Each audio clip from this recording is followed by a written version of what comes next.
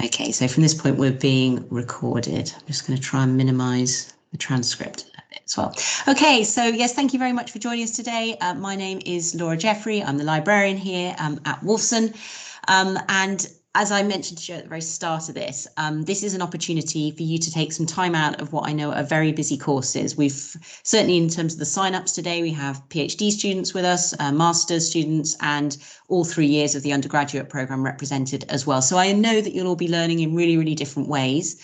But there will be commonalities, and that's the idea of these workshops, is to give you an opportunity as a group to come together, to comment, to listen to some of the ideas that I might have, but ultimately it's for you to reflect on your own personal ways of learning. We also have all sorts of disciplines represented here today, so some things will be more or less relevant to you depending on what your academic background is. I'm just going to post in the chat one more time the link to the LibGuide, which is where I've put the slides for today. And I'll now start sharing my screen, and I'll just navigate to where those are, just in case you're finding it difficult to spot them. So this is the Wolfson College LibGuide. Hopefully you're all familiar with it. This is where we put tips, links to tools, we put little videos on there of us talking through some of the things that we do in these workshops. And we kind of share slides and resources with you as well. So from the Critical Reading and Evaluation tab, if you scroll right to the bottom, I've put the slides from the reading and note-making workshop with today's date on there. As I said, it just might be helpful for you to have those to hand, to click on some of the links or to scroll back and check a few details once we've moved on. So I will begin the presentation now. Has anyone got any questions before we get started? Feel free just to unmute yourself. It's much easier because obviously it's difficult to monitor the chat while I'm sharing the screen. No? Okay, we'll move on. So as I said, yeah, today is an opportunity for you to reflect on your practices, for me to perhaps introduce a few alternative methods, some which you might be aware of and have dismissed and that might now be relevant to the way that you're working, or there might be something new, but also to give you a chance to practice these strategies. I'm afraid I've wedged an awful lot of information into this. There's a lot of slides here, and that's another reason for wanting to share them with you, is we might skip through a few and it'll be an opportunity for you to go back and look at them, but I kind of wanted to capture it in one place. But I do hope we'll still be able to find just a few minutes here and there for you to put some of these things into practice. I mentioned in the email it'd be really helpful for you to have a book or a journal article with you, perhaps to practice some of these reading strategies. If you haven't, I linked to one in the email, so just a random one I'd picked about study skills. Obviously, you could just Google something as well, but at various points it'd be helpful to have something to practice on.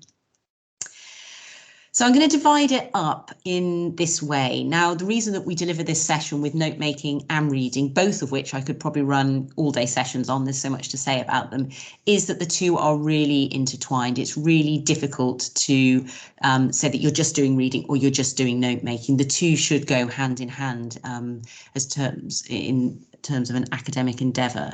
Okay, I'm not getting the pop-ups from Teams so I can hear people joining. Hang on. I think we should have automatically enabled this. This might prove a little bit tricky, we'll see. But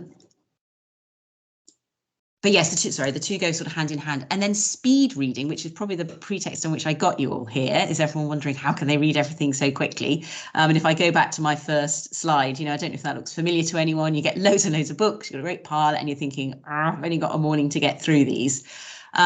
Speed reading is a very particular skill, and it's useful for some texts. It's really quite difficult to do for academic texts, particularly things that we're unfamiliar with. So what I've done is I've pulled that out and put that at the end. If people are interested in learning a few speed reading techniques, they can stay on. If not, and they feel they've got enough from the first part, then they might want to leave at that point, because I know it definitely doesn't work for everybody, depending on your discipline. But we will try and have a bit of time for speed reading too. Okay, one thing I want to start with is a sort of caveat, and just to say, everybody will read at different speeds. This might be depending on your discipline, the sort of material reading. You might have a specific learning difficulty. English might not be your first language. There will be all sorts of reasons that affect the speed that you read. And what I want to say is this is in no way a judgment of your academic ability. Ultimately, deep reading is more important than just doing the reading. It's all very well saying, I got through 20 books this morning, if actually you haven't taken a huge amount from them. So yes, this isn't about competition. This isn't about looking sideways, about who reads the fastest, which can be a bit of an issue when we're talking about speed reading. So I just wanted to start with that caveat. And that a lot of these techniques are for probably neurotypical students. And if you are neurodiverse, you might find that some things work better for you or less well. And if you feel comfortable sharing, it would be really interesting to learn from everybody, what works well for them and what doesn't, and to shout out if you've tried something and you find that it doesn't work in your discipline. So just first of all, to start thinking about, what is reading? It's an activity that this is going to get really tricky, letting people in. For now, actually, I might just leave these slides in this format rather than doing it in presentation mode. It'll just be quicker. Yeah, it's not just something we, open our laptops and we bring up a journal article, or we open a book and we just do. We don't necessarily think about it. But this is from a speed reading book by Tony Buzan, and there's a link to it at the end in the references. And it's a really interesting book, partially for getting you to think about the process of reading. We go through all these stages when we're reading. First of all, just basic recognition. Do we recognize the characters that are written on the page? Can we get it, to our brain? Or maybe if you're listening to an audio book, that would work differently. So it might be visual, it might be audio. Do we technically understand, or do we comprehend the language? Do we understand it in a wider context of everything that we've read previously? Can we hold it in our brain? But most importantly is the communication bit. And that's what I really want to get to today. It's not just about being able to read, it's being able to repackage it, regurgitate it in a way that is individual to us. So communication is why we do kind of reading in the first place. And I think it's important to think about that generally when we're doing any of these kind of skills, whether it's note making or reading. Like why do we even bother doing it? Ultimately, it's so we can communicate it, often in a written or oral form, not exclusively, but often. Now, of course, there's going to be all sorts of obstacles. As I mentioned already, it might be that English isn't your first language, or you might have a specific learning difficulty. There's all sorts of other reasons as well. So it might be that you just don't really understand what you're reading. You've got a lack of background knowledge. It might be that you're easily distracted, that you might be in an environment that means that it's really, really difficult for you to kind of focus on the task. You might not really feel like it. And you'll know this, if you're really, really tired and it's late at night, you're trying to read and your mind's wandering. It's really different to if you're really switched on and it's first thing in the morning, you've got a kind of motivation to do it. Where you actually sit, have you got a good light source? Are you comfortable? That can really affect things as well. The accessibility of the format, if it's online, is the screen too bright? Is the font too small? And kind of just generally how we're feeling. So I think it's important just to be attuned to that and try and work out when the best time for you to read is. And if you're not feeling great, maybe that's wasted time, trying to plod through. You'll just find yourself doing the work again. So I wanted to talk a little bit about academic reading, and just to distinguish that, as I said, particularly in terms of something like speed reading, there are really different ways of reading academically. It's not just about doing the reading. Really what we're looking here is about analysis and synthesis. As we said, it's ways of taking what we've read, repackaging it, reorganizing it so it makes sense for us.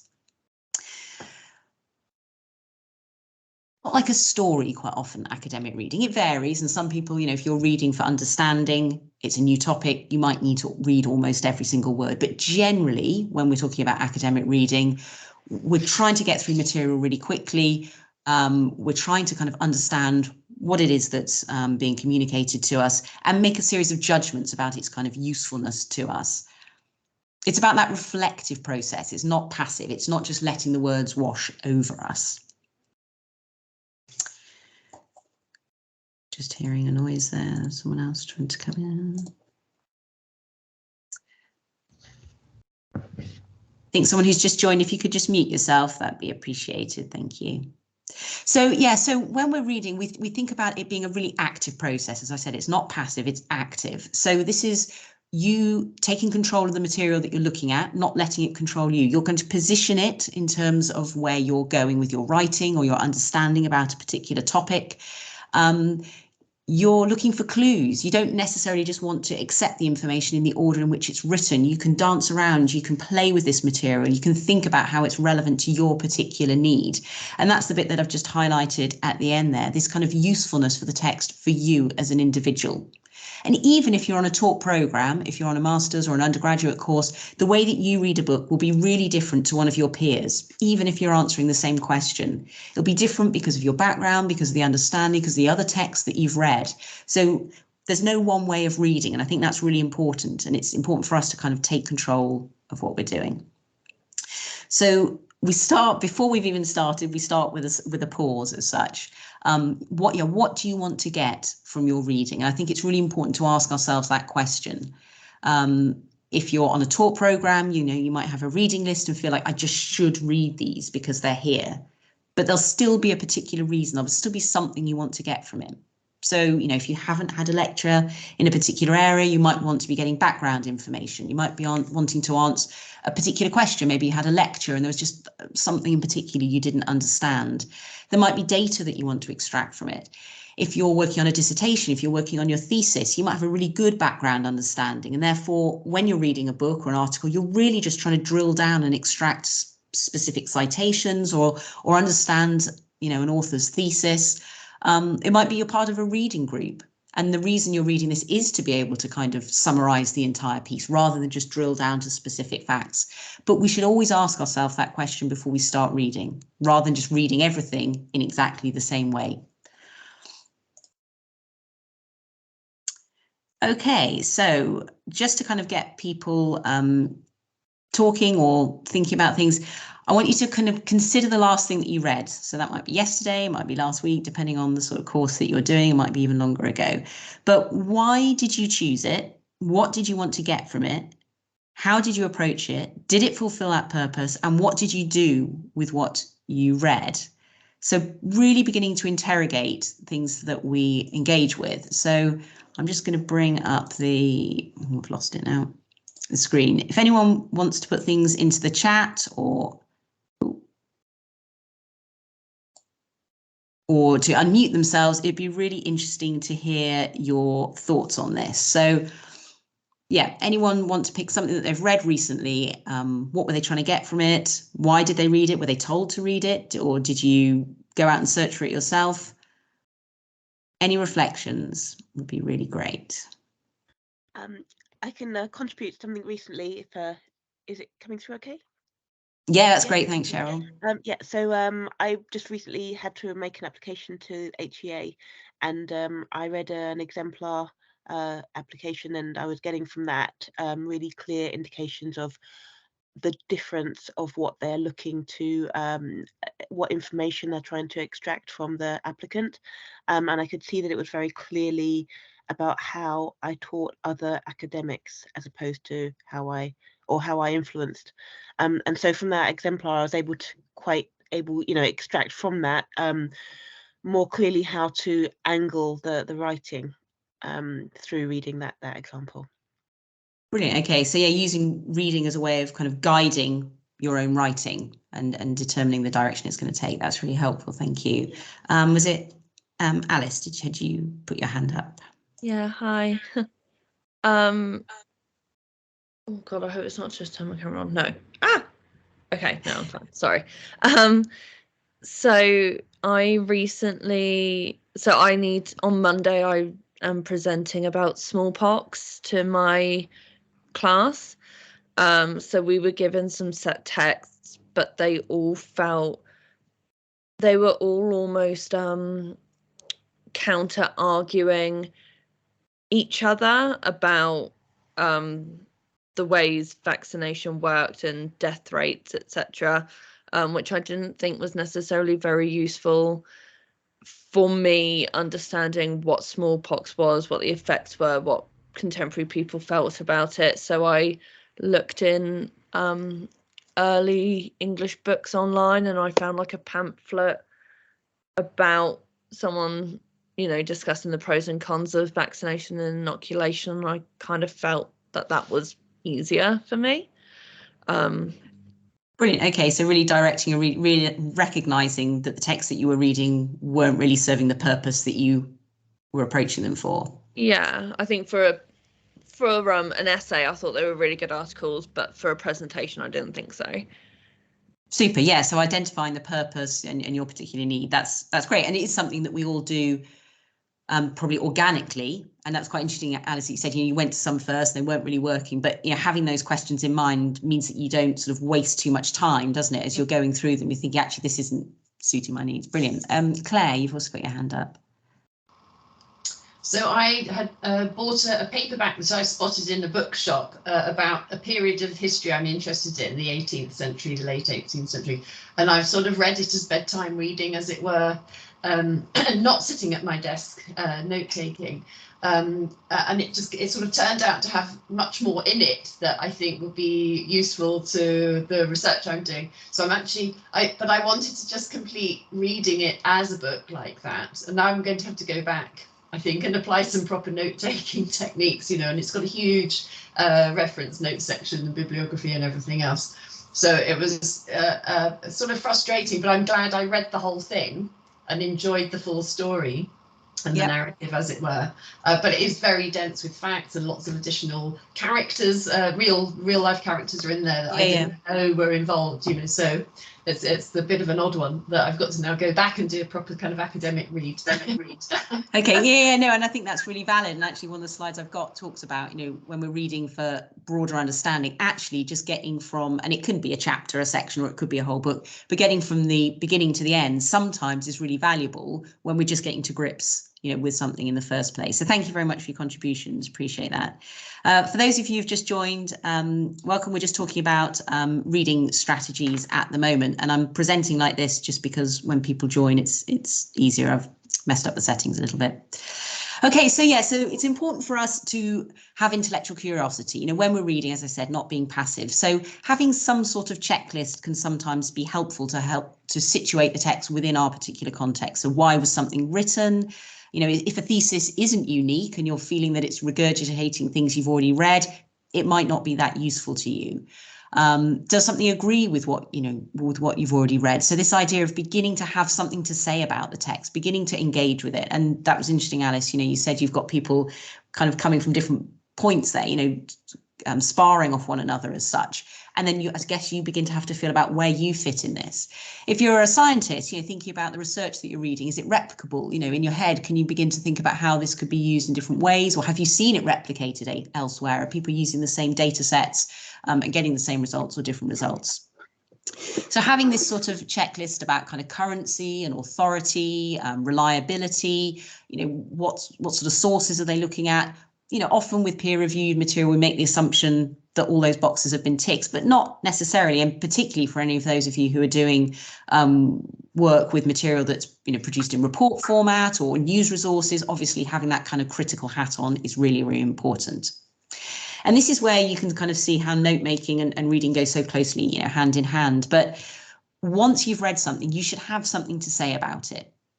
Rather than just being able to say what it's said, rather than just being able to restate it or describe it to somebody else, thinking about the kind of so what, I've read this, has this moved on my thinking? Is this going to lead me down a different avenue? Are there things from this that I don't understand and I need to follow up in more detail? But what does this, having read this, what does this actually mean for me? So one way to kind of be reflective, and that's what I was trying to get you to do when you're sharing your thoughts there, was being reflective about something that you've read. And it's not something we always do. We do often just think about doing the reading and ticking things off our reading. It's okay, I've got through, 5 books that, my supervisor suggested.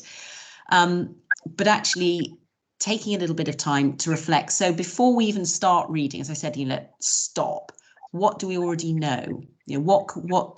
What have we got from this? You might have had a lecture, or you might be halfway through your PhD and have a really deep understanding, or this might be something that's been flagged up in another book. It might be an event or some data or something that's unique and you need in more detail.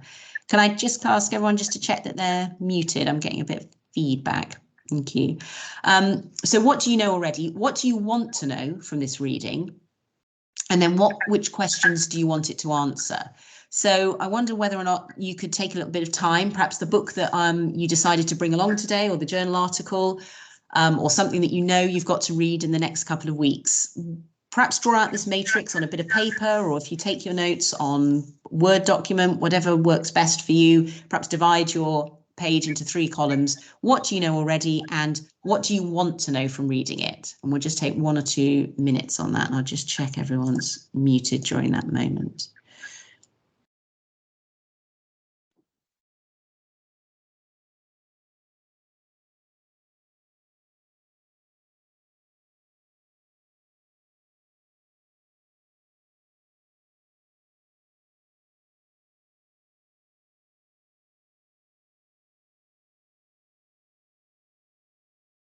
And if anyone's got any comments or questions about this process while the others are writing, please do just unmute yourself.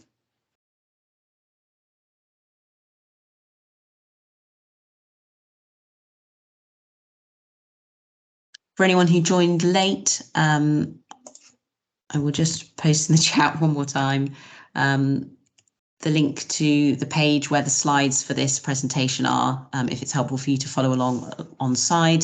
Just scroll to the very bottom of that page and it'll say slides from the workshop with today's date.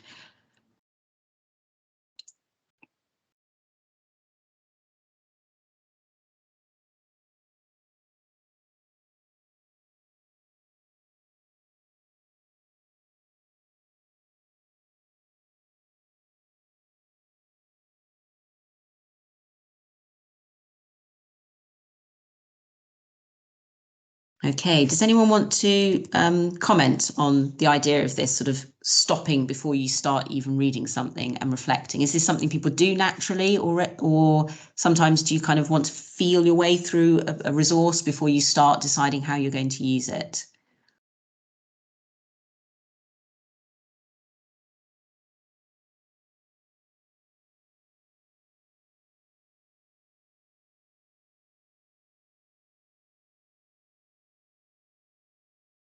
Hi, yes. Sorry, I hear next. Oh, hi, so hi, yeah. Okay. So that would be actually my initial plan. Every time I start reading a text, I end up reading the entire thing. And maybe that's why I joined the workshop. But that is initially my plan. Okay, so that's good intentions, but it's about being disciplined, I guess, and stick to that. And it's difficult because until you open something, it is a treasure trove. You know, you don't know what you're going to find inside. But it can be that, because often people will come to me and say, you know, how long should I allow for reading it? When should I stop reading? And in a way, it obviously depends on the task in hand. If you've got a supervision essay that's 2,000 words, or if you've got a PhD thesis that's 80,000 words, it's going to be really, really different for you. But sometimes it's when, yes, you've answered those questions and you just have to be disciplined and say, actually, my writing should be, 95% of my written work. And I just need, a few case studies, a few examples. Yes, I need to understand the background. I need to understand the theories. But if I am reading just to find that citation to back up my argument, because, I'm just finishing off my writing, then I'm going to have to be really disciplined in that way. But it's tough. Yeah, I totally appreciate that. And that's the case with all these things. This is always kind of the ideal scenario. Okay, so there's quite a nice and quite commonly propagated sort of way of doing this, which is the SQR method, which is surveying and skimming, questioning, and then the 3 R's at the end are, so it's actually S squared, I suppose, reading, reciting, and reviewing. But this is quite a nice little structure. Again, something perhaps we all do subconsciously, but sometimes it's helpful to talk through these things practically as well. So I think most of us will probably do this when we get a book. We don't always, perhaps the exception would be that book that you read in bed at, bedtime, where you do start at the beginning and work your way to the end. But generally, we scan something to work out if it is even relevant to what we're doing. Does it actually require close reading? Some of the reading lists I've seen for some of the talk programs here are, hundreds and hundreds of pages long, thousands of items in them. Just because something is in that reading list doesn't mean it's going to be super relevant to the task that you've got in hand, whether that's talking on a topic or writing about it. Obviously, if you're conducting a literature search for your thesis, there'll be lots of things that look vaguely relevant, but you're going to have to make a judgment about whether or not it's worth committing time to it. So this is really basic stuff, reading the title, the abstract, the introduction. What is it about? Often things are nicely structured so that we can pull out some of these ideas, through headings and subheadings, particularly in journal articles. If there's ever any figures or data or images, the whole, a picture speaks 1,000 words, we can get quite a lot from that sometimes and really work out whether or not this is going to be useful to us.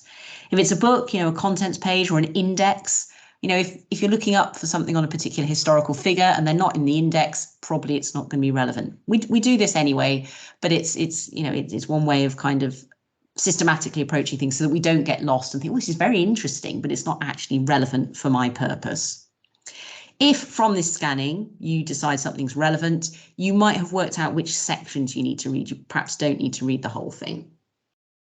So that's scanning through. Then there's skim reading. And this is beginning to do some kind of what we would consider, actual reading. So being able to pull out kind of key points by, if someone's a good writer, in theory, they should tell you what they're going to say it, and then tell you what they've said. So first and last paragraphs of sections, sometimes first and last few sentences of paragraphs can give you an idea of what's in them without actually having to drill down at all. Get a thrust for what this is about. Always bearing in mind, again, what do I actually need from this? Do I need background information? Do I need to just understand this? Is there just something really, really small I'm looking for here? Am I examining just the methodology or just somebody's kind of key philosophical idea on this? Do I just need that one citation that really proves my point? And it's at this point that you're then going to decide, do I need to read anything in a little bit more detail? So we're doing that scanning, we're doing the skimming. We haven't really been doing the deep reading that we talked about at the start, but we are beginning to ask ourselves, what do we want to learn from this? And so from that 3-columned matrix that you drew for yourself, what do I know already? What do I want to know? This is the point where you could begin to write down, okay, is this going to answer my questions or not? If it has already answered my questions just from that skim reading, potentially you can move on. It'll depend on your timings, depend on your workload, but you might be able to move on. Okay, so we'll just take really short time, but perhaps just with the book or the article that you've got in front of you, doing a bit of either just scanning it, so looking through for the headings, looking for that kind of structure, are there any images, or maybe even skim reading. Is this person a good writer? Are they laying out really, really clearly what they're going to write about? Either whether it's in the section or the paragraphs that you're reading. So we'll just take, it'll be really, really short, maybe 3 minutes. So it's not as long as you would normally take, but just see whether or not the structure of this person's writing gives you clues to what it's about.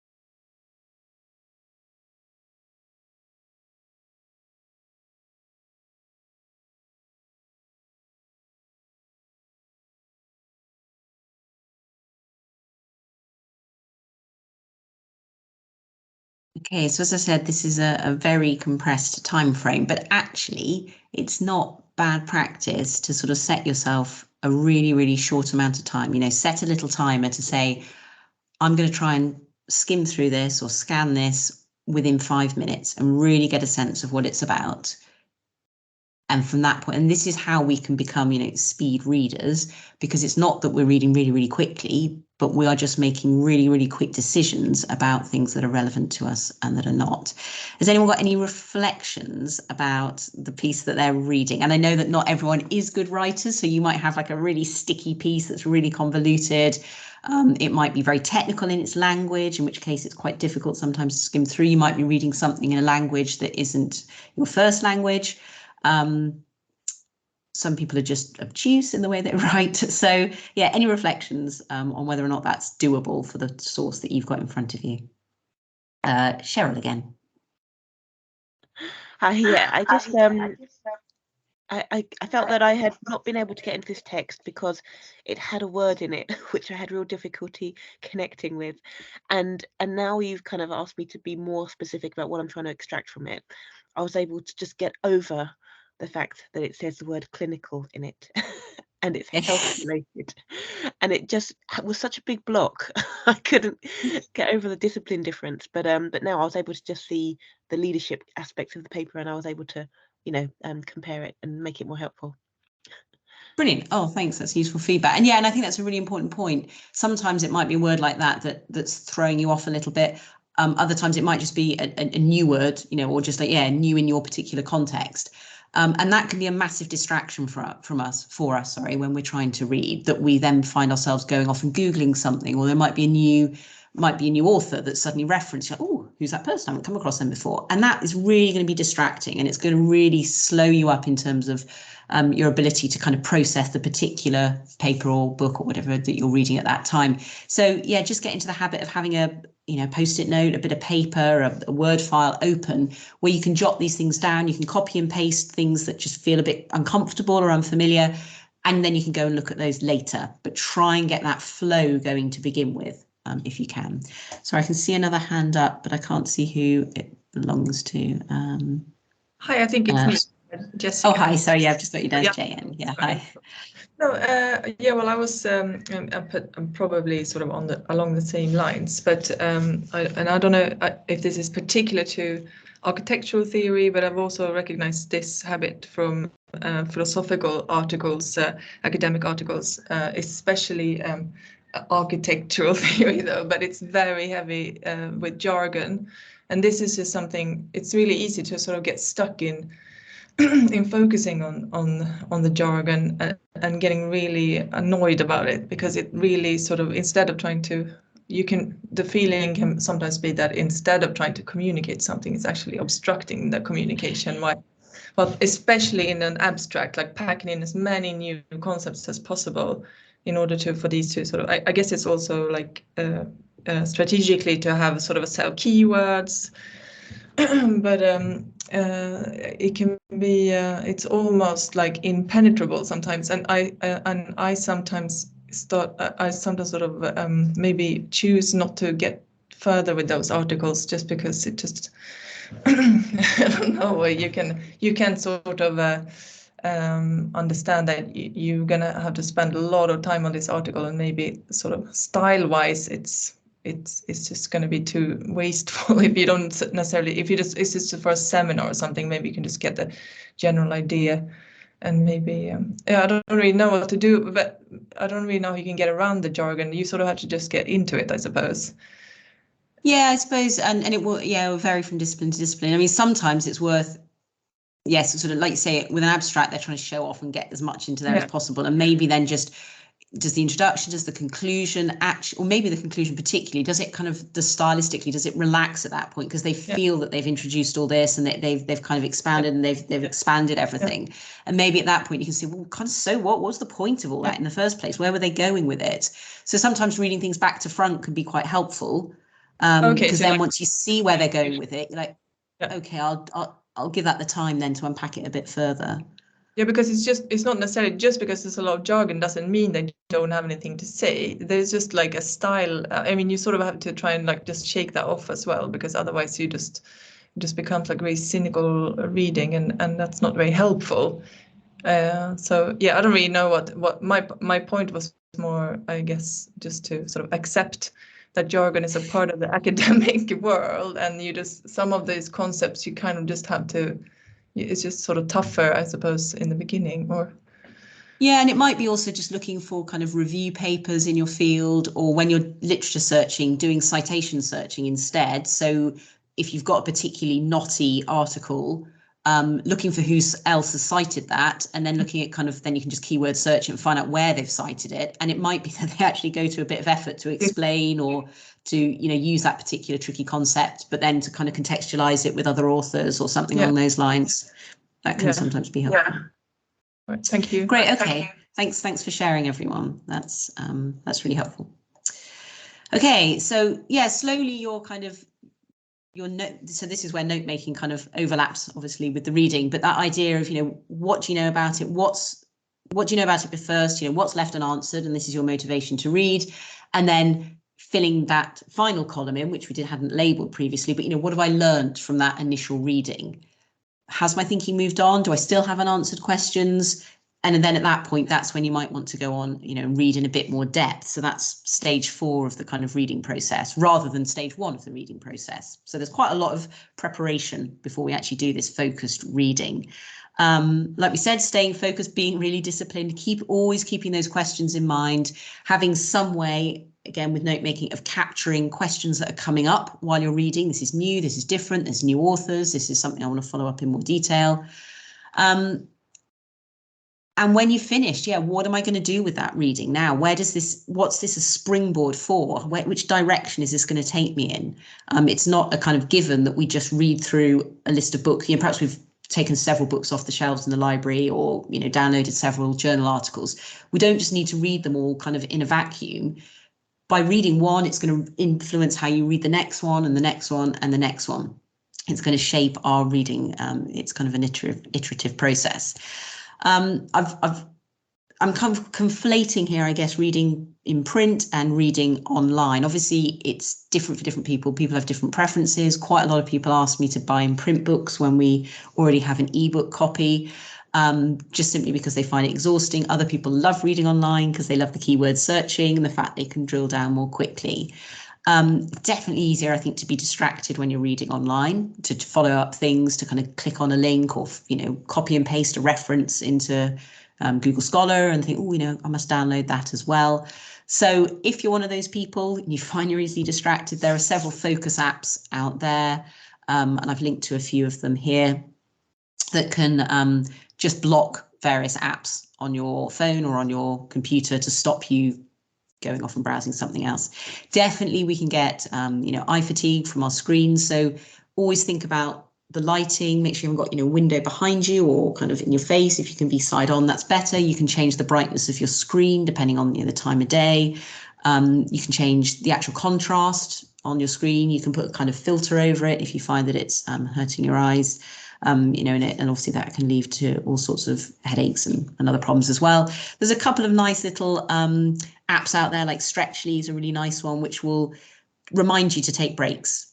And sometimes they say things like, you know, stand up, stretch, or just, you know, look into the distance rather than looking at your screen all the time. Again, that might be too much control for some people, but it's really easy, you know, just to get stuck into things for hours and hours and on end and not take breaks. Just a reminder that we can quite often edit documents. You can change the font size, display, you know, the access settings. Computers are so much better at this than they used to be. So lots and lots of ways of making it a kind of comfortable experience for you. And there are a few free, well, there's some very expensive ones that are excellent at turning text to speech, but there's a couple of free ones out there as well. There's even a Chrome plugin as well. So if you just need to kind of digest in that sort of scanning and skimming, or you just want it to read a section of text to you and you want to give your eyes a break, that might be a way of accessing it. There's also a libguide for reading on screen as well, which I've linked to there, and you can look at for a few more tips.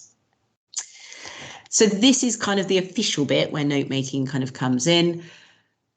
kind of recitation and the reviewing of what you've read, kind of, as we said, what's the purpose of this? And we'll talk about different note-making techniques now, but just a few kind of top tips here. Can you summarize it in a sentence?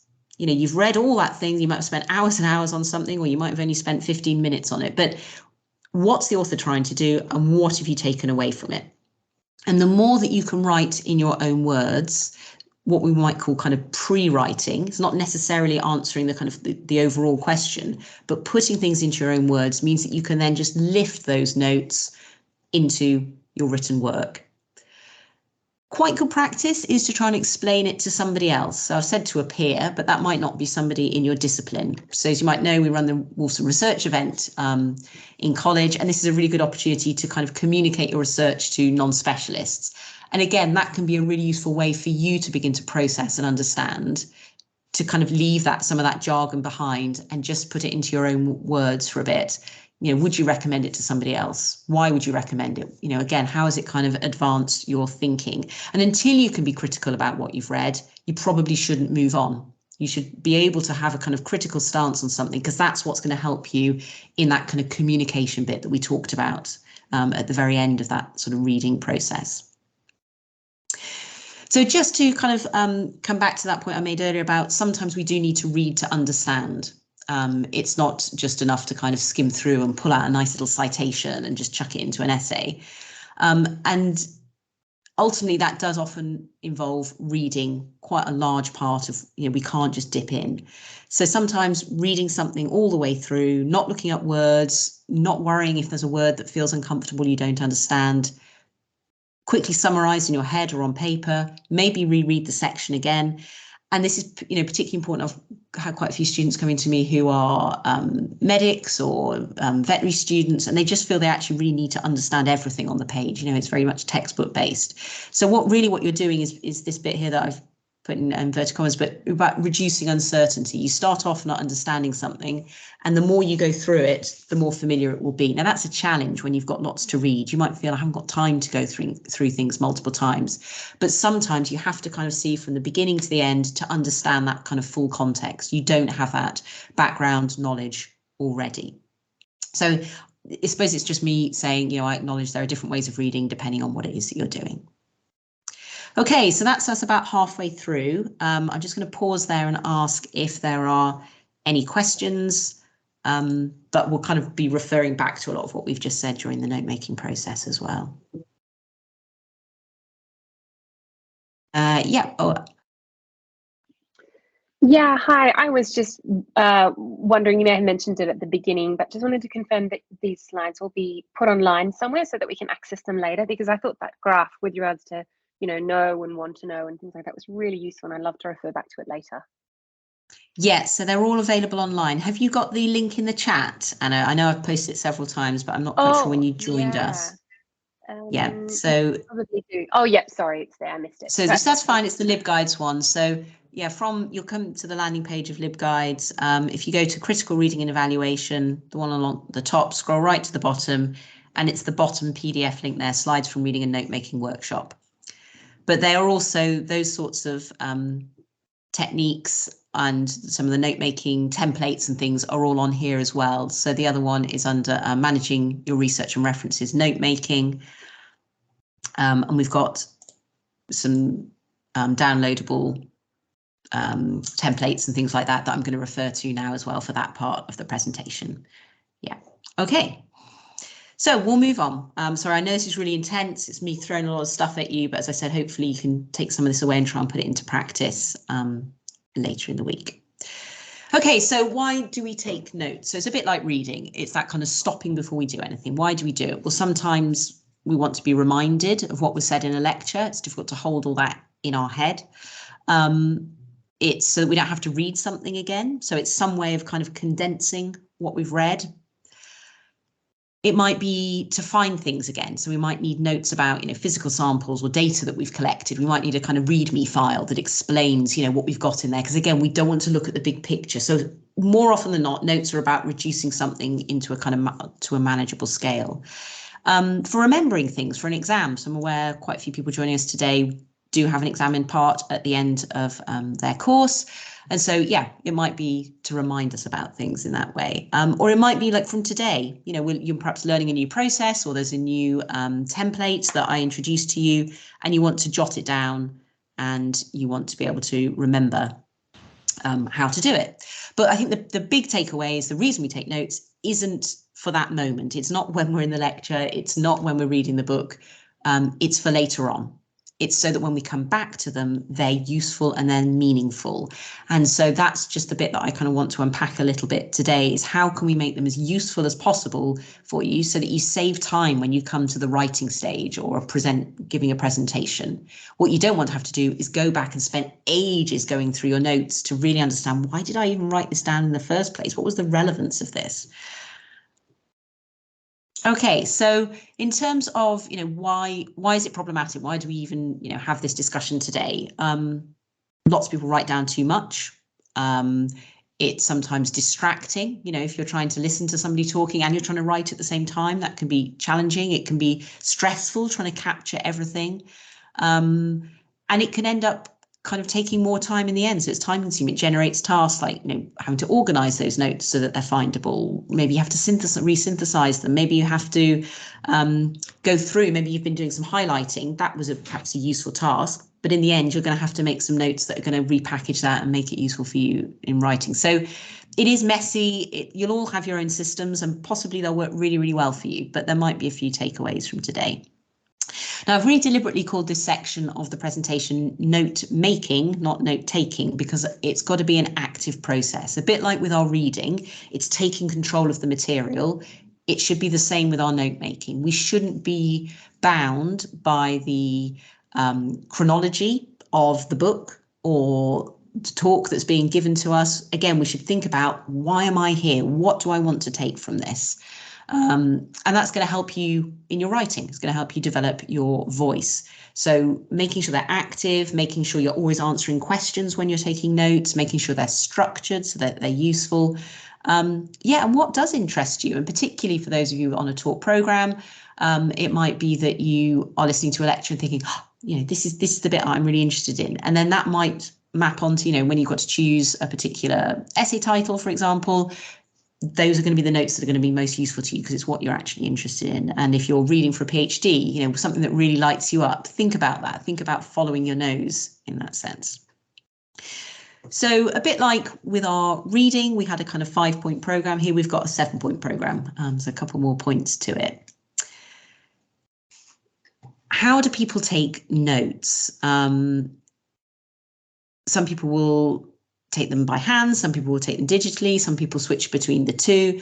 I think whatever you do, just making sure you've got a really good system in place before you start a particular section of your thesis, before you start a new essay, whatever it is, kind of having a system and sticking to it.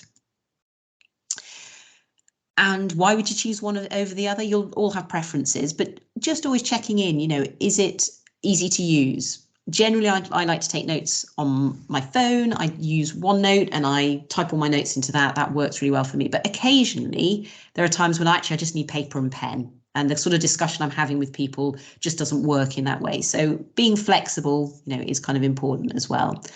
How easy are they to go back and review and to edit? In terms of organisation, yeah, how are you going to find them again? Like we said, there's no point taking the notes if you can't ever find them again. Making sure that you've got a really good storage system and making sure they're backed up.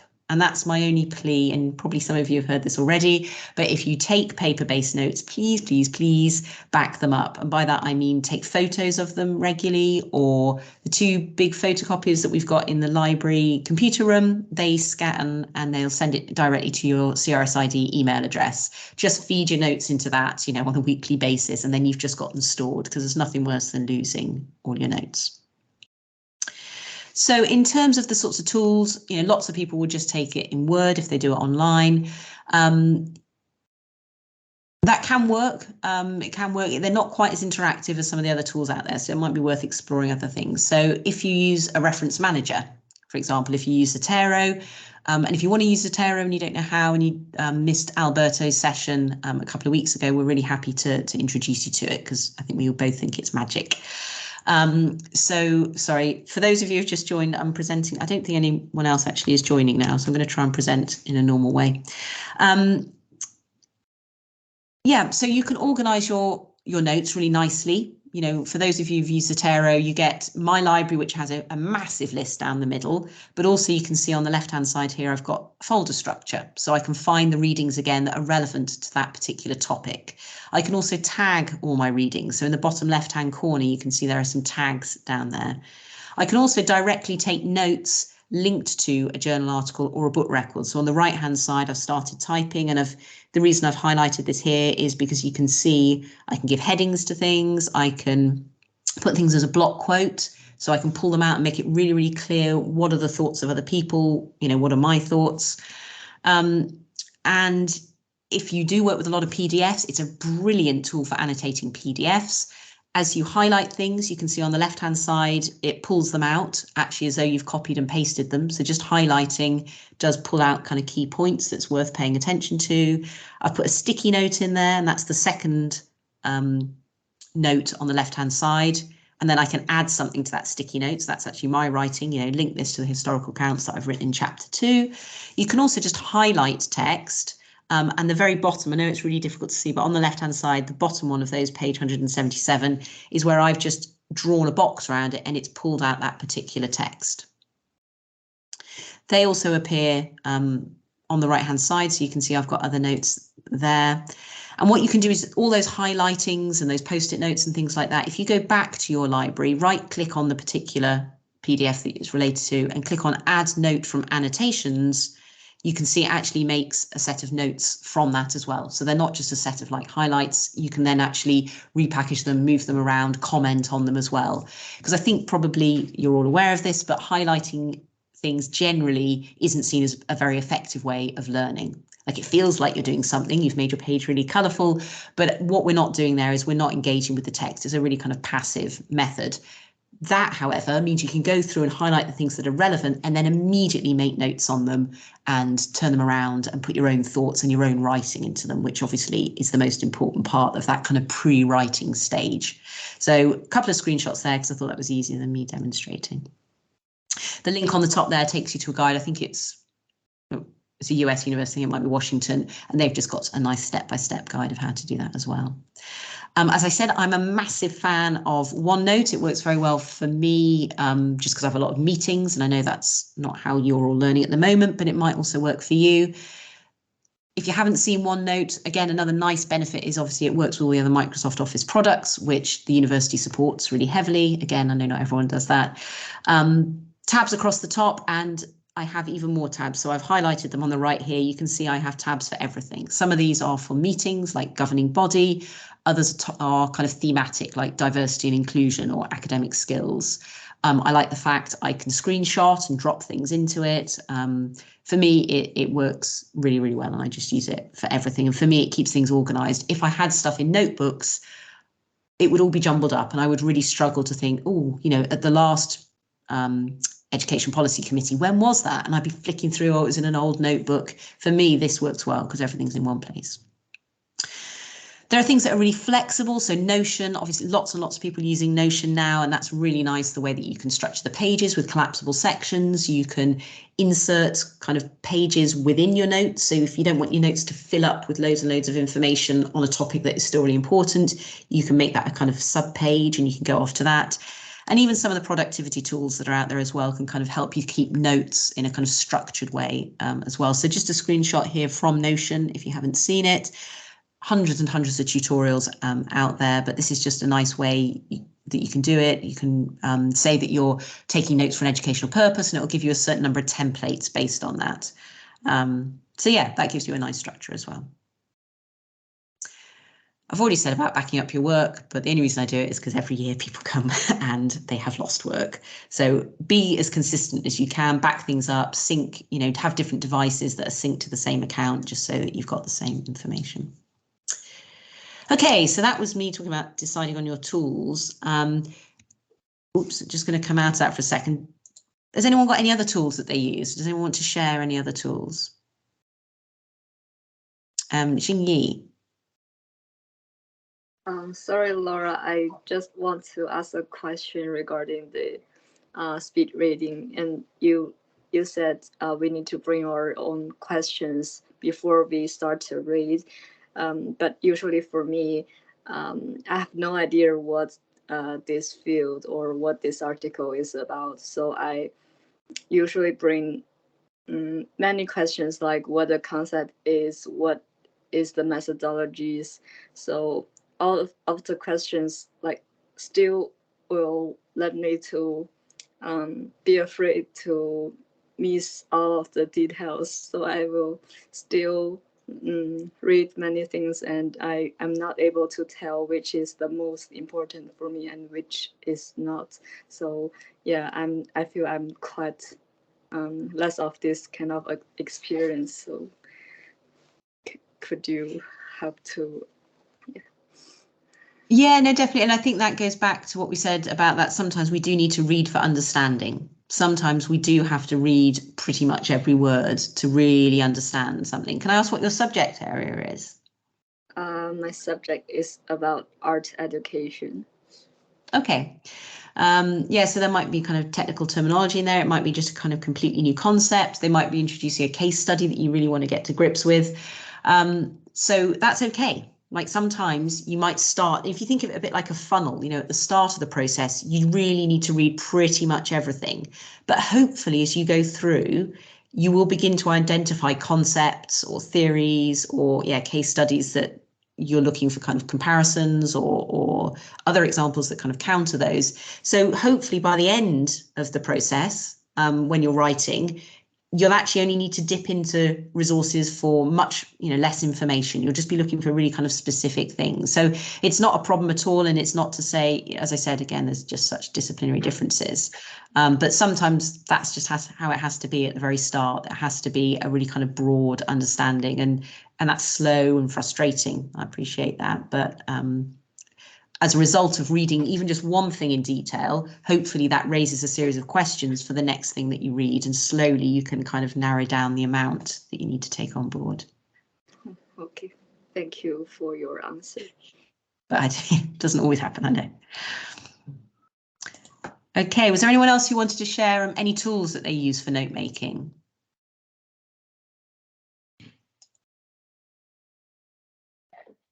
Laura, I just have a question.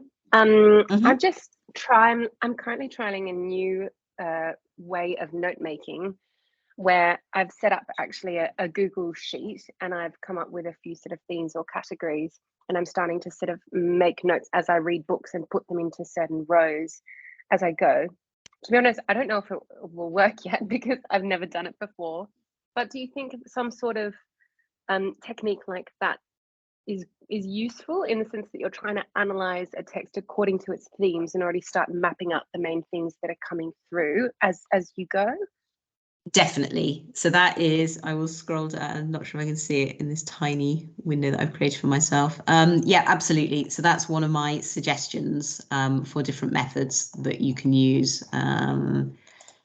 Here we go. So yeah, having categories, having some sort of spreadsheet, Google Sheet, Excel, it could even just be in Word. You could just create a table for yourself, whatever worked better.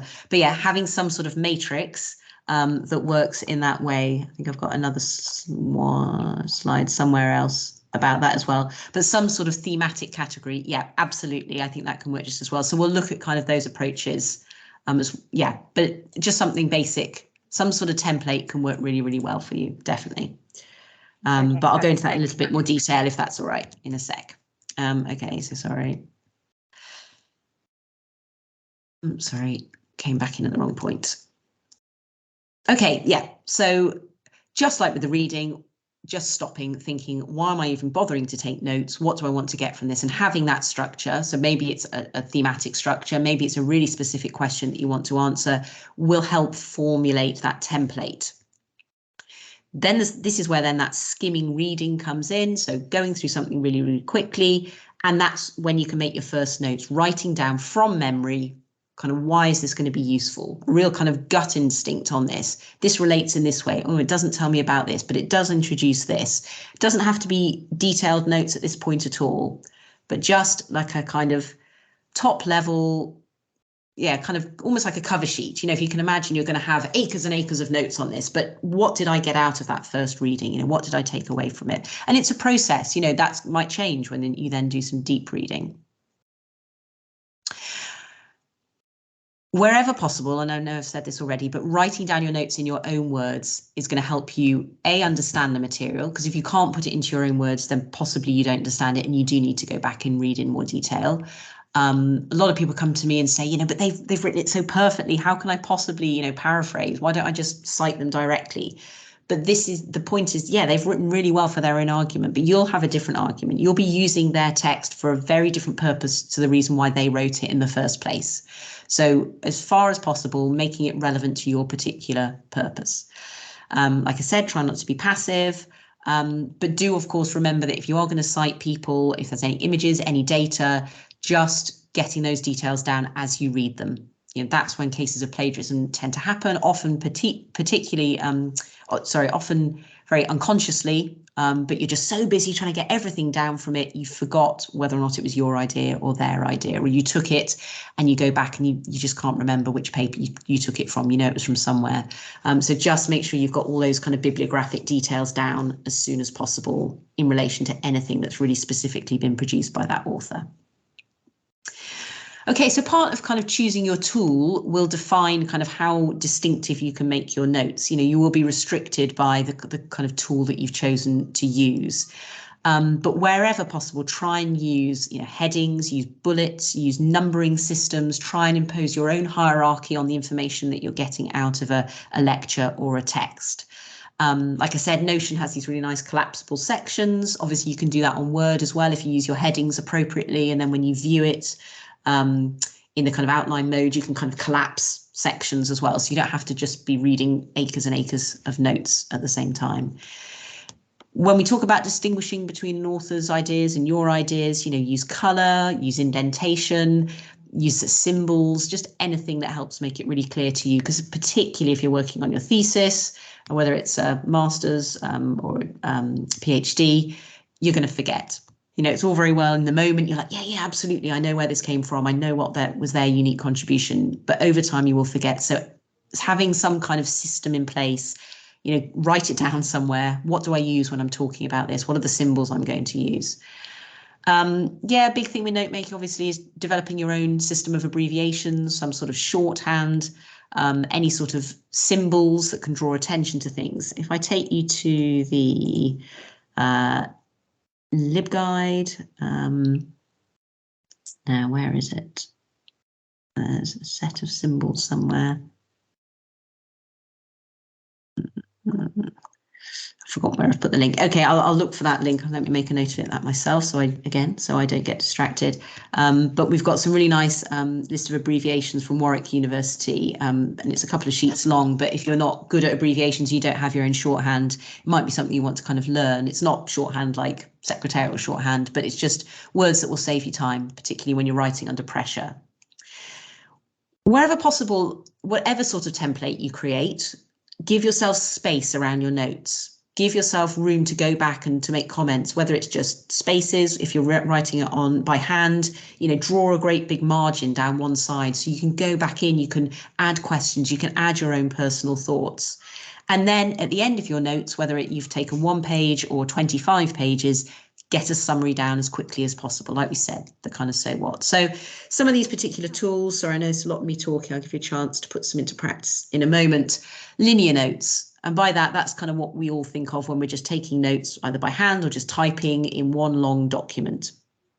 Follows the order in which something is written or spoken. So that's kind of helpful for perhaps remembering. I remember that was at the beginning of the book. It'll be at the beginning of my notes. It can run and run. You're not limited by a kind of space restricted template. But they're really uninspiring. They're really difficult when you go back to look at them again, when you're writing, an essay and you've just got acres and acres of pages that all basically look the same. There's a real chance as well that they're passive. You're not properly engaging with the material. So you might feel, I'm just going to go back through this. I'm going to have to kind of summarize them, break them down, reduce the amount of notes that I have. This is just an example of some typed up notes, bits copied and pasted from a journal article, just really dull, really unclear, have I even got my thoughts in here? It's really difficult to tell. There's bits where I'm listing things. I haven't really put any hierarchy on that. That looks pretty unuseful.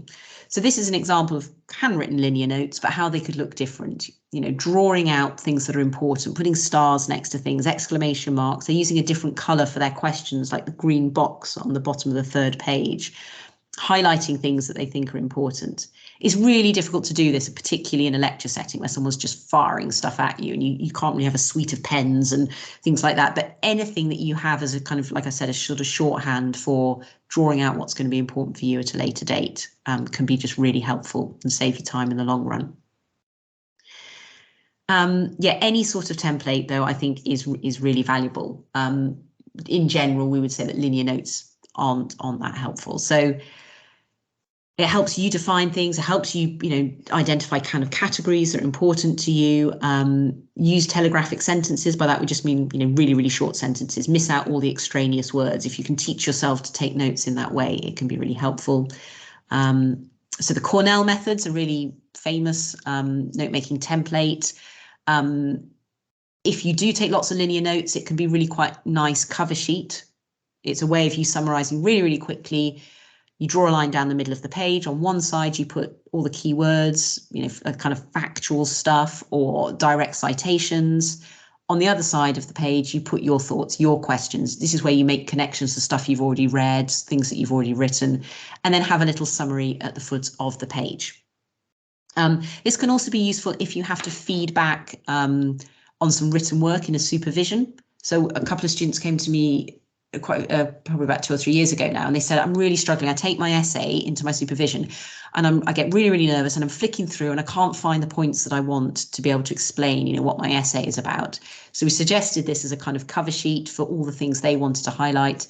It seemed to work really well for them. May not for everybody, but definitely you could just take your notes like this as well, but that kind of cover sheet can work well.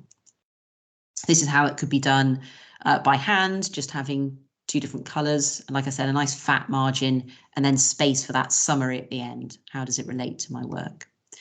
Oh, this is the thematic matrix I was looking for, Anna. Yeah, absolutely. You could have different topics across the top, things that you want to focus on, and then the sources that you use to kind of support or refute those points. That's also really useful for you in terms of guiding your reading, because you might see that you've got 10 things on topic 1 and nothing on topic 2. Is that because topic 2 is not important? You thought it was at the start. It was in that very first article you read, and you're like, no one else is actually writing about this. Or is it actually, you went down a rabbit hole with topic 1, you got really, really interested and excited, and you've forgotten to focus on topic 2. That's another way of kind of guiding your reading process, isn't it? Saying, okay, I'm going to have to be strict here and stop reading about that topic because I need to have balance in my argument. I need to be able to refer to this other topic as well. So it gives you a really nice overview. And it stops you just kind of leafing through, a whole notebook or flicking through lots and lots of Word files. You get that overview, which I think can be really valuable. A tower block template. This is quite useful if you need to read a whole book, if you need to remember things, if you want to talk about different sections of a lecture. Again, it's quite a nice, useful cover sheet way of doing things. It's not perhaps so useful for kind of putting things into your own words. It does kind of restrict you, in terms of the order in which something's presented in a book or in a lecture, but can be very useful to remember things or to structure your feedback. Mind maps always have an enduring popularity, but also a kind of mystique around them. Lots of people are like, I can't do mind maps. They don't work for me. I need to just do things in the order in which they're presented. It's perhaps worth trying to practice using a mind map, just being brave enough, when someone brings out a key theme, using that as one of the kind of strands that comes out of that central concept or idea. The big reason for using mind maps is this kind of third point. It's not in a fixed order. It totally liberates you from their structure and imposes your own on it. We talked about, why do we take notes? If you do have an examined part of your course, they have really strong recall value. If you are a visual learner, having mind maps that all look completely different will help you in a test scenario, because you'll be able to, picture it in your mind and remember that there were 3 arms and each arm had 4 points and all that sort of thing. It also is really helpful because it starts to put that reading into a writing structure. So this is an example of some handwritten notes and how that could look as a mind map. Again, giving you lots of space at the bottom, questions that are going to come up from your readings in this way. And there's loads of online tools. I mean, a quick Google free mind map software will find these. But even something like Canva, which a lot of people use for poster making, can just make them look kind of beautiful if that's helpful to kind of keep your interest, but also following up connections, using different colors to kind of get different priorities. Depends how you learn best. Sometimes that's too much fuss or too much faff for people. Okay, where are we? Perhaps just take 5 minutes for people just to perhaps try and put some of those into practice. So if you are a linear note maker, but you know that your notes aren't very active, maybe the book or article that you've got in front of you, try and take some notes that are a bit more, that are perhaps a bit shorter, perhaps using some symbols, or perhaps think about using one of the templates. And this is one of the reasons I've already shared the slides with you. If you want to scroll back and look at the kind of Cornell method or the matrix, could you identify topics in your particular area that you're interested in? If you are summarizing something, the Tower Block one is useful, or a mind map. So again, this is quite a condensed, false amount of time, but we'll give this one a go, just a couple of minutes on this. Feel free to shout out with any questions.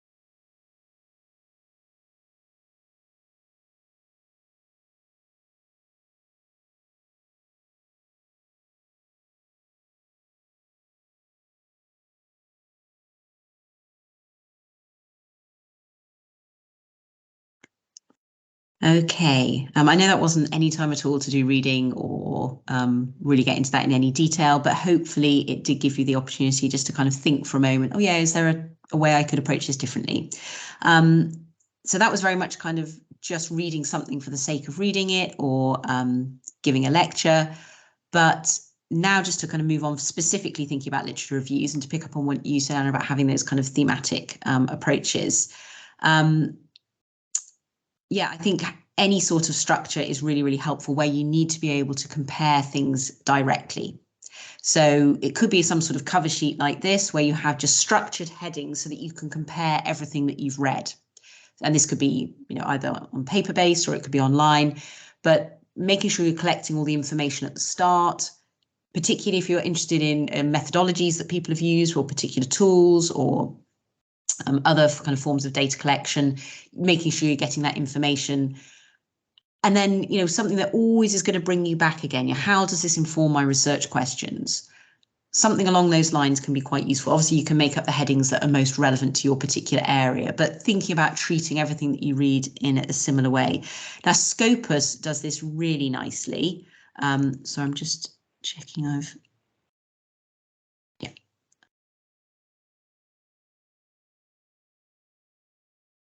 So if anyone uses Scopus for literature searching, obviously it has a slight bias towards the sciences, but you'll find lots of social sciences and arts and humanities material in there as well.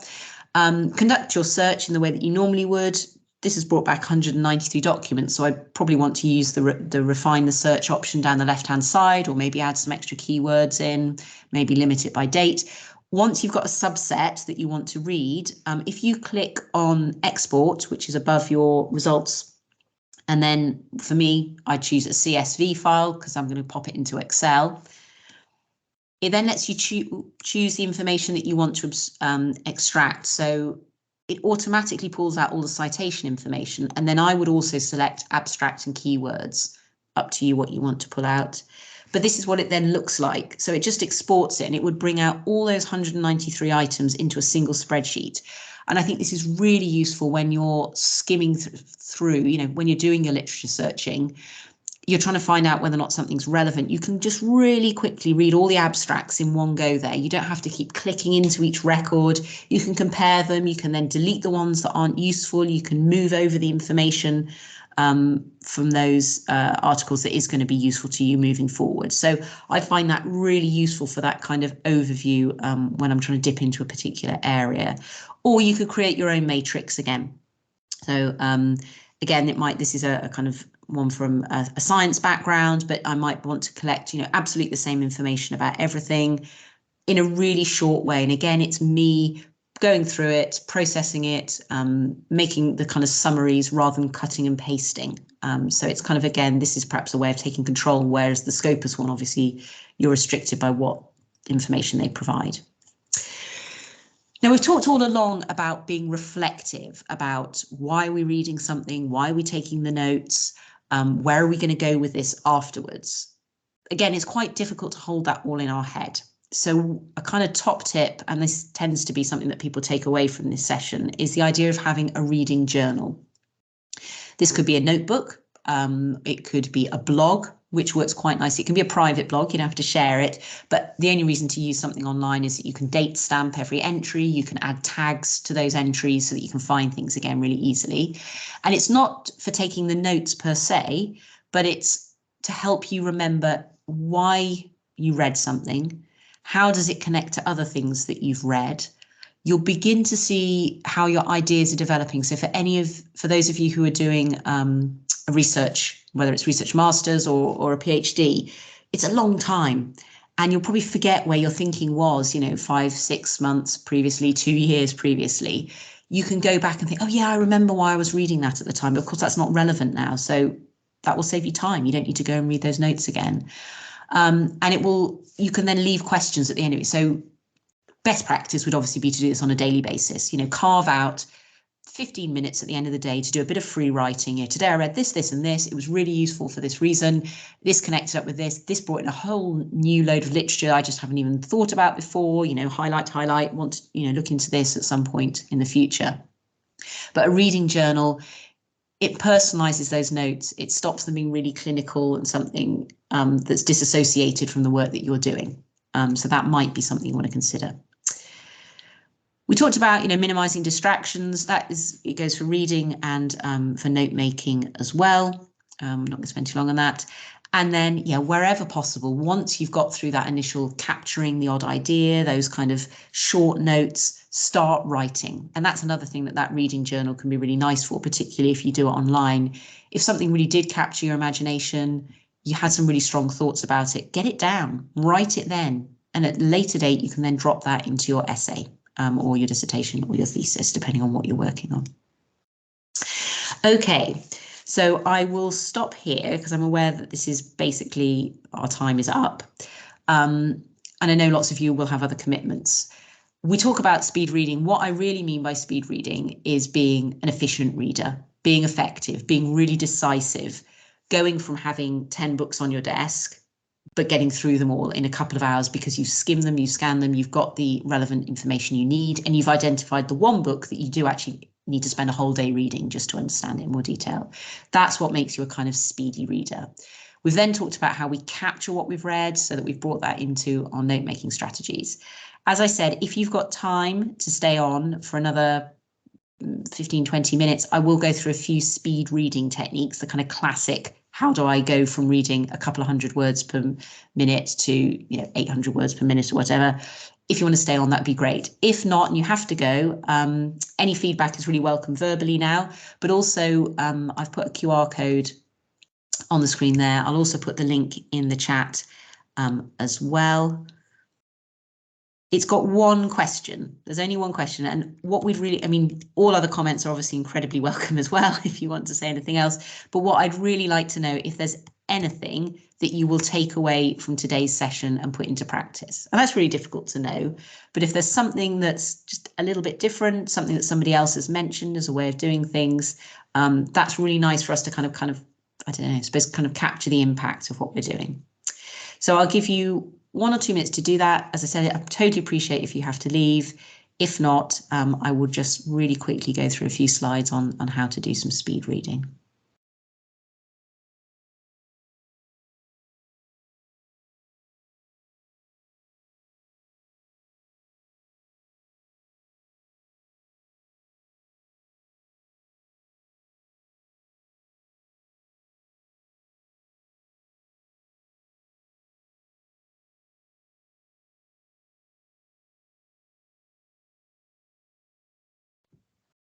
Hi.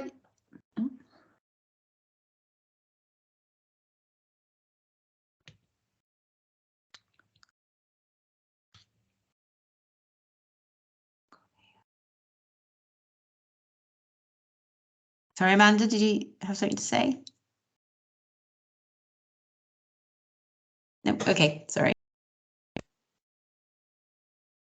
Okay, so let's carry on with this. It seems like lots of people are hanging around, so we'll get on with it really quickly. So speed reading is a real skill, and it's something you have to practice a lot if you want to be able to do it properly. It's not something that just by just chatting about it today, you'll necessarily become a much faster reader.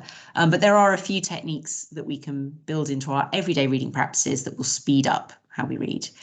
Again, there's that caveat that it's not possible for everybody. If you have a specific learning difficulty, if English isn't your first language, there will be kind of additional barriers to that, but there might be things that kind of help as well.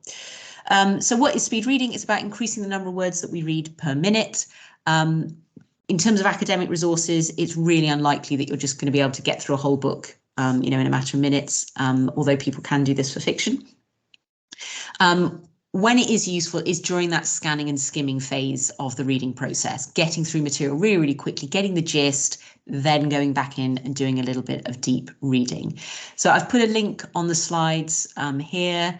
So under the Wolfson College LibGuide, there's a speed reading tab, and there's a few excerpts from there, and I'll show these to you. But I think really this is for me to introduce the concept and for you to go away and practice it. As I said, there's not a huge amount of value us doing it in this time. I've put this up on here. I'll just give you a second to look at it and see whether or not you can read it.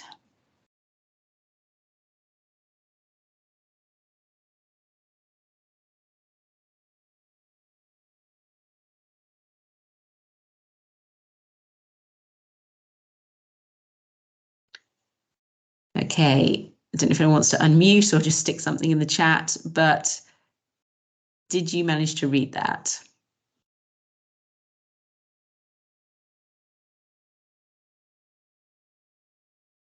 Generally, people can read that, and that just goes to show that as we begin to, we start by learning phonetically. We learn about blends of sounds, and it's like a jigsaw, we put those blends together. But of course, over time, we become familiar with language and recognize the order in which words are put in. And, if you think about AI, that's what that's doing. It's looking at the context in which a word fits and making predictions about other words that will come after them.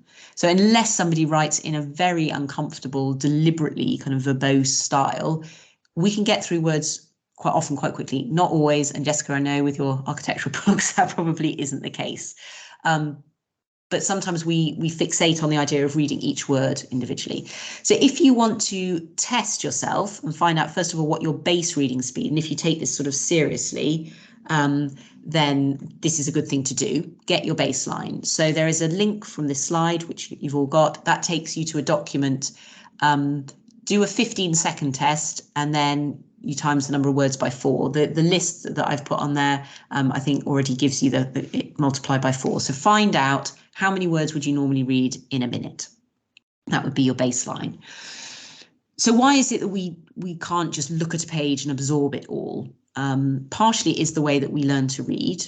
Certainly the UK education system over the last sort of 20 odd years has taught us that way. When I learned to read, 35 years ago, we were looking at shapes of words. We just went straight into the word the, and we just had to learn it straight away. We weren't looking at the kind of blends and things like that. But increasingly, we do this kind of jigsaw approach, which is brilliant for comprehension and understanding when we're younger, but it's a kind of a bad habit.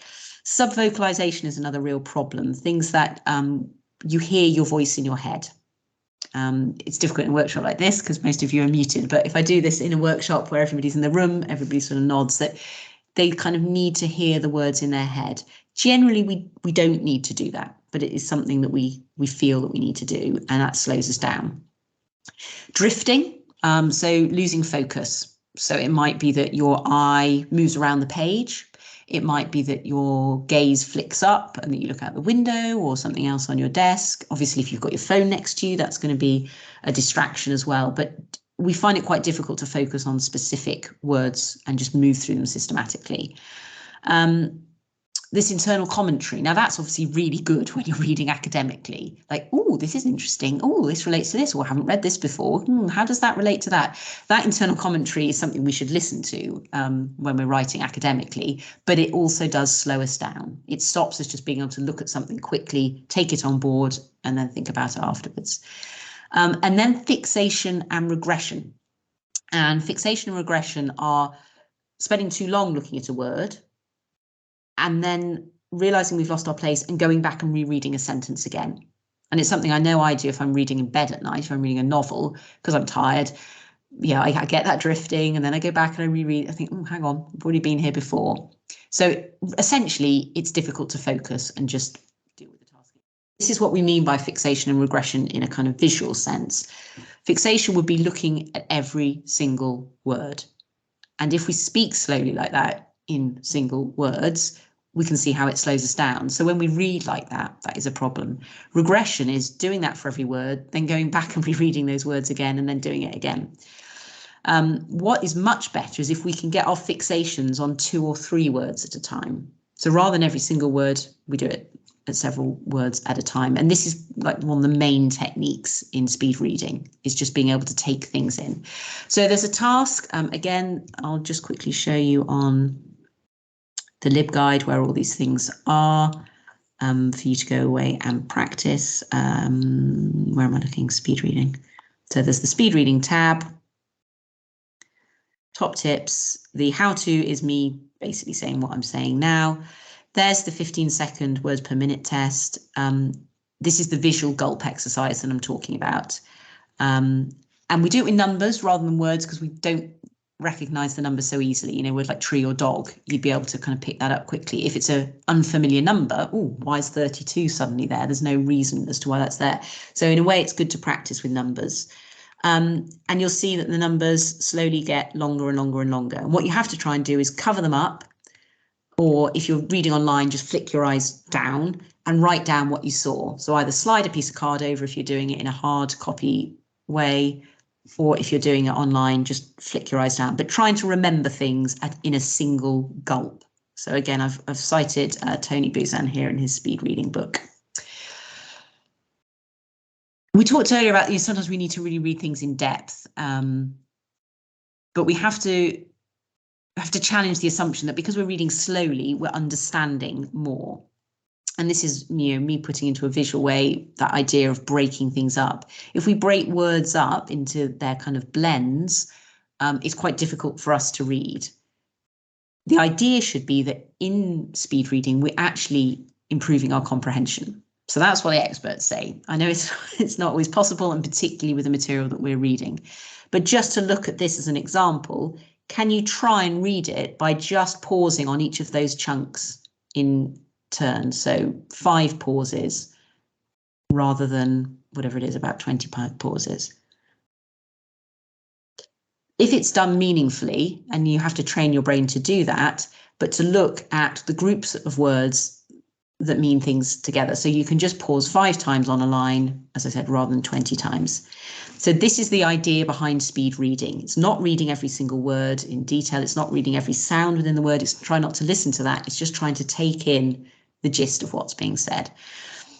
So there is the test document, and what I've done on the speed reading guide is I've worked with this journal article. So first of all, I've pulled it apart and put it into short sentences. So you can see I've actually just, rather than having a big chunk of text, I've tried to break the sentences down. Again, this is quite difficult to understand, and people do, you know, it's really tricky sometimes to take the meaning from it.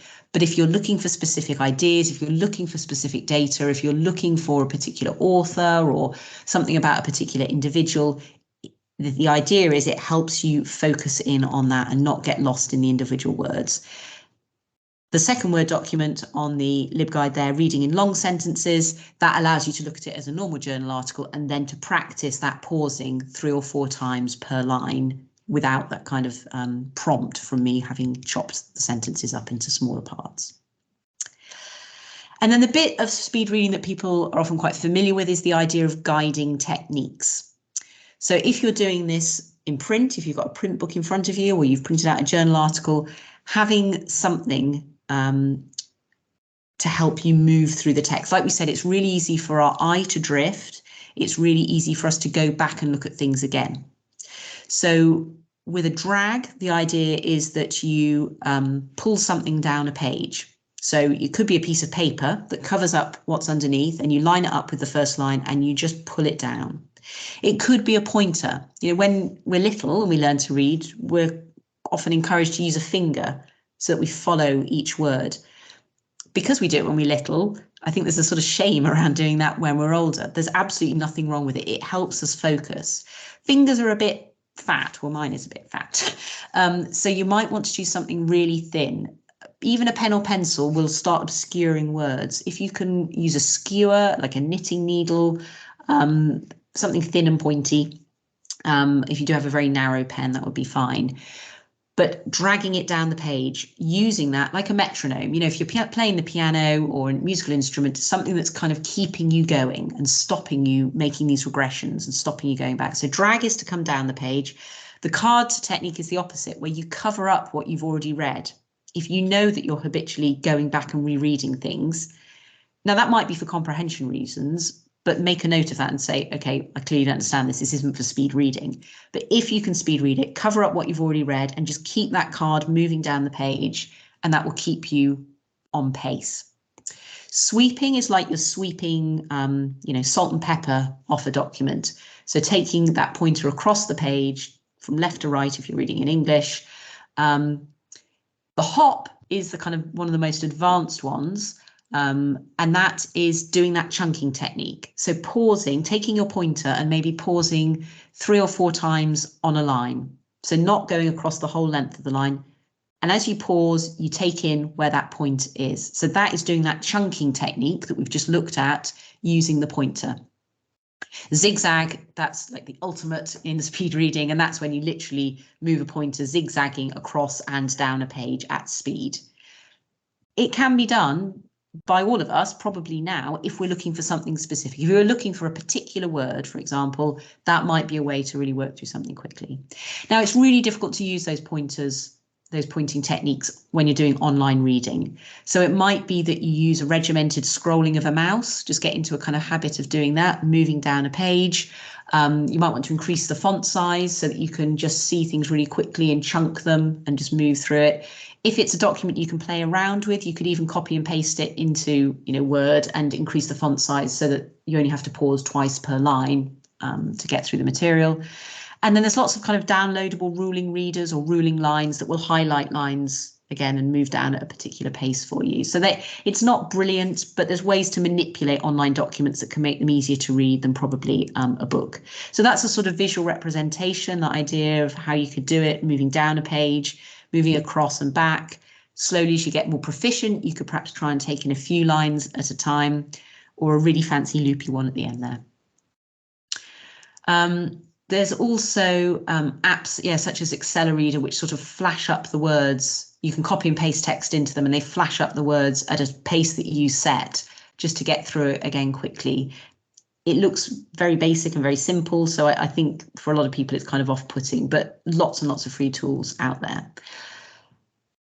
And then the idea would be that you would then test yourself again, doing that words per minute check. You could do that on a new text. Obviously, the more that you read at the same text, you will get faster at that naturally anyway.